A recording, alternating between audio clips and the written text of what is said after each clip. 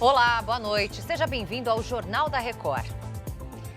Conta de luz vai ficar mais cara em outubro com a bandeira vermelha no patamar mais alto. Ministro Alexandre de Moraes determina que X pague multa de 10 milhões de reais para voltar a funcionar no Brasil. Agora, no Jornal da Record. Oferecimento Bradesco, empréstimo, consórcio, investimentos e muito mais, tudo pelo app. Em outubro, a conta de energia vai ficar mais cara com a volta da bandeira vermelha no patamar 2, a mais alta do sistema.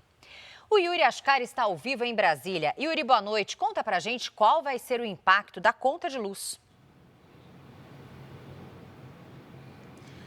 Boa noite, Lidiane. O aumento representa um custo adicional de R$ 7,87 por quilowatt-hora consumidos. A ANEEL, a Agência Nacional de Energia Elétrica, apresentou 2 motivos para o retorno dessa tarifa mais cara, que não era adotada há mais de 3 anos. Um deles é que a previsão para outubro é de pouca chuva, insuficiente para aumentar os níveis dos reservatórios das hidrelétricas, que já estão baixos depois de uma das secas mais severas na maior parte do país. E o outro é o aumento do preço da energia no mercado. Com pouca água nos reservatórios, as usinas termoelétricas que são mais caras precisam ser acionadas mais vezes. Lidiane. Tá certo, Yuri. Obrigada pelas informações. A Receita Federal apreendeu cerca de 100 quilos de barbatanas de tubarão em uma transportadora em São Paulo. O produto é ilegal. Boa noite, Aguiar Júnior. Já se sabe de onde veio essa carga? Ei, Lidiane, boa noite para você, para todos que estão acompanhando o Jornal da Record. Segundo as investigações, essas barbatanas de tubarão vieram do Espírito Santo e seriam enviadas para fora do Brasil de maneira ilegal. A carga estava desidratada e acondicionada em caixas de papelão em uma transportadora aqui na capital paulista. Toda a mercadoria foi encaminhada para o Ibama. A venda desse tipo de produto é proibida, pois a pesca e a exportação de espécies de tubarões são proibidas aqui no país. A barbatana de tubarão é uma iguaria cara e muito consumida em países asiáticos. Lidiane. Bom trabalho, Aguiar. Obrigada pelas informações. Foi solto depois de 25 anos o atirador que matou 3 pessoas num cinema em um shopping de São Paulo. Ele estava num hospital de custódia e tratamento psiquiátrico em Salvador. A decisão que autorizou a liberação de Matheus da Costa Meira foi publicada pelo Tribunal de Justiça da Bahia. Os peritos concluíram que Matheus tem condições de retornar ao convívio social e familiar, mas não pode sair à noite e nem frequentar bares, casas de jogos e festas. O ex-estudante de medicina terá que seguir com o tratamento psiquiátrico durante o período de avaliação, que dura 1 ano. O crime aconteceu no dia 3 de novembro de 1999. Matheus, que estava há 2 semanas de se formar médico, entrou no cinema de um shopping em São Paulo com uma submetralhadora. Ele reencenou o roteiro de um videogame do qual era fã. Depois de atirar contra o espelho do banheiro, foi para a frente da tela e começou a disparar. 3 pessoas morreram e 4 ficaram feridas. Antônio estava no cinema com a esposa e foi um dos 7 baleados.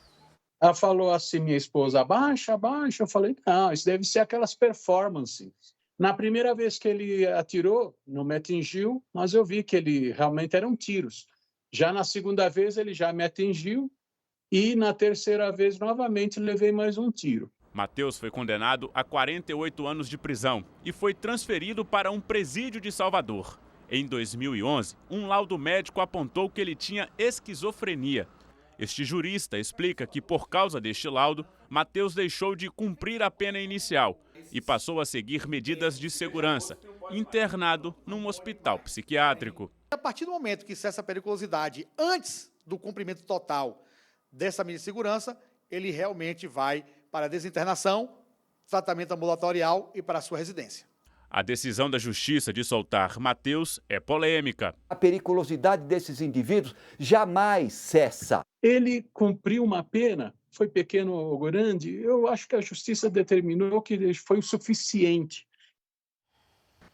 A taxa de desemprego caiu para 6,6% no trimestre terminado em agosto, segundo o Instituto Brasileiro de Geografia e Estatística, a menor marca dos últimos 12 anos. O Felipe Figueira tem os detalhes. Boa noite, Lidiane. Segundo o IBGE, a população desocupada caiu para 7,3 milhões, o menor número de pessoas procurando trabalho desde o trimestre encerrado em janeiro de 2015. No trimestre imediatamente anterior, encerrado em maio, a taxa havia sido de 7,1%. Já no mesmo período de 2023, a taxa era de 7,8%. A população ocupada bate recorde, ao passar dos 102 milhões e meio. Essa foi a menor taxa de desemprego para o mês de agosto em toda a série histórica da Pesquisa Nacional por Amostra de Domicílios, iniciada em 2012. Lidiane. Obrigada, Felipe. E o ministro do Supremo Tribunal Federal, Alexandre de Moraes, fez mais exigências para liberar a rede social X no Brasil. O Yuri Ascar volta aqui com a gente para explicar sobre esse novo capítulo da história. Yuri, quais as determinações desta vez? Pois é, Lidiane, os advogados da Rede X já tinham pedido o desbloqueio da plataforma com a alegação de que já teriam cumprido todas as determinações do ministro. Mas Alexandre de Moraes decidiu que ainda é necessário o pagamento de outras multas. Pelos 2 dias em que a rede social conseguiu driblar o bloqueio com a troca de servidores internacionais, a plataforma foi multada em 10 milhões de reais. E a representante legal da empresa no país também foi multada em 300 mil reais pelo descumprimento de decisões anteriores. Moraes reconheceu que outras exigências já foram atendidas, como o pagamento de multas anteriores e o bloqueio de perfis determinado pela Justiça. Lidiane. Obrigada, Yuri. Bom, agora a gente fala de eleições. Vamos conferir o dia de campanha dos candidatos à Prefeitura de Vitória, no Espírito Santo. O candidato João Coser, do PT, deu entrevista a uma emissora de TV.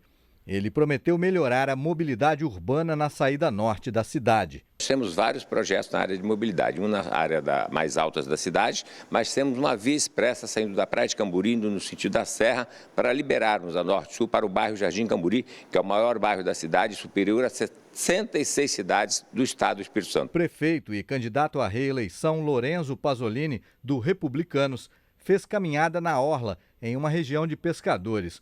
Ele disse que vai terminar a obra de urbanização da área. Nosso compromisso é unir a cidade, levar justiça social, levar investimento para as áreas periféricas e principalmente trazer tudo que as comunidades merecem. Essa obra emblemática é a maior obra urbanística do estado do Espírito Santo e vai fazer com que uma região de extrema vulnerabilidade tenha desenvolvimento e turismo. Camila Valadão, do PSOL, fez caminhadas e bandeiraços nos bairros Jardim da Penha e Goiabeiras. Camila aposta no contato com a população. Reta final, a gente segue dialogando com a população, apresentando o nosso programa político, que vem sendo muito bem aceito pelo povo, uma novidade, defendendo uma vitória sem medo, uma vitória com oportunidades e direitos para todas as pessoas. Du, candidato do Avante, fez bandeiraço e corpo a corpo nas ruas e no comércio. Ele pretende transferir a sede da prefeitura para o Centro Histórico de Vitória. Levando a sede da Prefeitura Municipal de Vitória para o centro, revitalizaremos o centro, trazendo assim mais economia e mais segurança para o local. E os comerciantes agradecerão. O candidato Luiz Paulo Veloso Lucas, do PSDB, participou de sabatina promovida por entidades empresariais. Capitão Assunção, do PL, também participou da sabatina de entidades empresariais do Espírito Santo. Apesar de ser a capital, Vitória não é o município com mais eleitores no estado. A cidade é o 4º maior colégio eleitoral do Espírito Santo, com quase 270 mil eleitores. 92% deles podem votar usando a biometria no dia 6 de outubro. Agora a gente confere como foi o dia dos candidatos à Prefeitura de Fortaleza.